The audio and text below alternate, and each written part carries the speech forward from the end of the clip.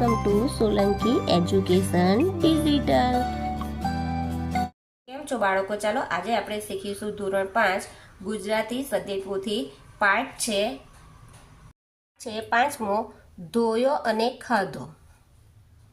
31. તે પહેલા કે પછી શું થયું હશે? દરેક મુદ્દા માટે ઓછામાં ઓછી 2 ઘટના કહો અને લખો. તો અહીંયા આપણને ઉદાહરણ આપ્યું છે એ પ્રમાણે આપણે લખીશું. લાદી ઉપર પાણી ઢોળાયું હતું. સિરીન કાંઈ જોયા વગર દોડી અને લપસી પડી. સિરીનના ઢીંચણ છોલાઈ ગયા અને આરોગ્ય કેન્દ્રમાં લઈ ગયા. ત્યાં તેની સારવાર કરી. વર્ગમાં બધા સાથે બેઠા હતા ત્યાં શિક્ષકે રમૂજ કરી અને મોટેથી હસી પડ્યા. અચાનક પવન આવ્યો, મંડપ તૂટી પડ્યો. માણસોએ દોડાદોડી કરી મૂકી. મારા માટે નવા કપડાં લાવી. હું રાજી થઈ ગયો. પછી મેં નવા કપડાં પહેર્યા. શાળાએથી આવતા રસ્તામાં વરસાદ આવતા ચોપડીઓ પલળી ગઈ. પછી મેં તડકે સૂકવવા મૂકી. પપ્પા ખીજાયા એટલે કરણ ચૂપચાપ દવા પીવા માંડ્યો. હવે કરણ સાજો થઈ જશે. મેં નવી સાયકલ લેવાની જીદ કરી. પપ્પા ગુસ્સે થઈ ગયા. પછી હું ચૂપચાપ લેસન કરવા લાગ્યો.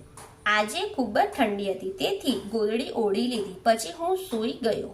મમ્મીએ ભરી આપેલ ડબ્બાનો નાસ્તો ધોળાઈ ગયો. પછી હું રડવા બેઠી. 32. વાક્ય વાંચો અને બરાબર ન લાગતો શબ્દ છેકી નાખો. ઘરની બારીમાંથી પર્વત નજીક અગોને છેકવાનો છે. લાગતો હતો પણ પર્વત દૂર જતો ગયો.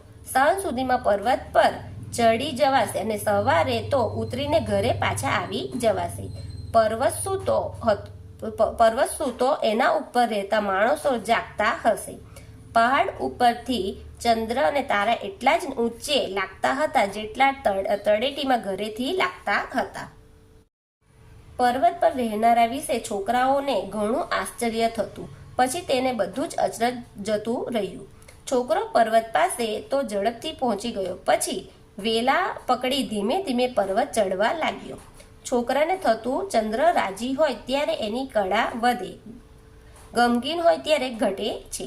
છોકરો પર્વત તરફ આગળ વધતો ગયો. તેનું ગામ ઘર પાછળ છૂટા ગયા.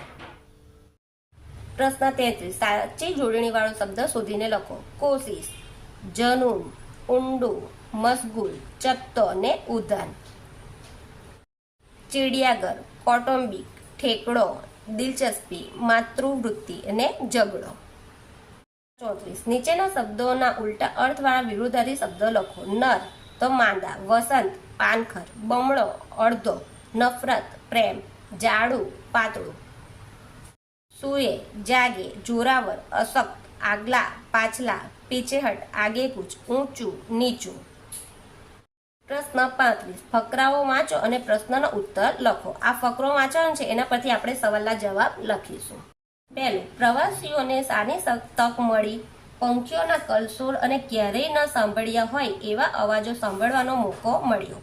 સિંહ કેમ અચાનક જાગી ગયો? એક બચ્ચું સિંહના માથે ચડી ગયું માટે સિંહ જાગી ગયો. કોને છેતરીને ભાગી ગયું? પહેલું બચ્ચું છેતરીને ભાગી ગયું. સિંહ કેમ ગુસ્સે ન થયો? સિંહ બચ્ચાનો બાપ હતો માટે સિંહ ગુસ્સે ન થઈ. બધા જોવા ઊભા રહી જાય તેવો ખેલ કોણે કર્યો? 3માંથી એક બચ્ચાએ એવો ખેલ કર્યો કે જેથી બધા ઊભા રહી જાય. કોણે બરાબર માર્યું? એક બચ્ચાએ બીજા બચ્ચાને માર્યું. બીજું, આ તો બંદર છે કે બટાકું? આ ફકરો આપ્યો છે એના પરથી આપણે સવાલ જવાબ લખીશું. અહીંયા તમારે જન્મ સમયનું વાંદરાનું ચિત્ર દોરવાનું છે અને મોટું થયા પછીનું વાંદરાનું ચિત્ર દોરવાનું છે. બીજું, આ વાંદરાને ટબુકડા કેમ કહ્યા હશે? સૌથી નાના છે એટલે એને ટબુકડા કહ્યા હશે. એક પિગ્મી મોમાં સેટ્સ 10 વર્ષનો છે તો તેને બાળક કહેવાય?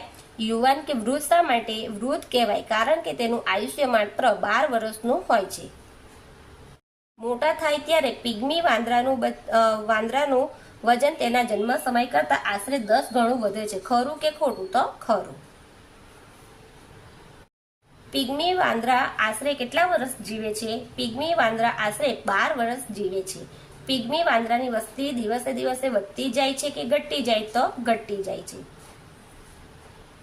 તમને આ વાંદરા વિશે સૌથી વધુ અચરજ શાનું થયું?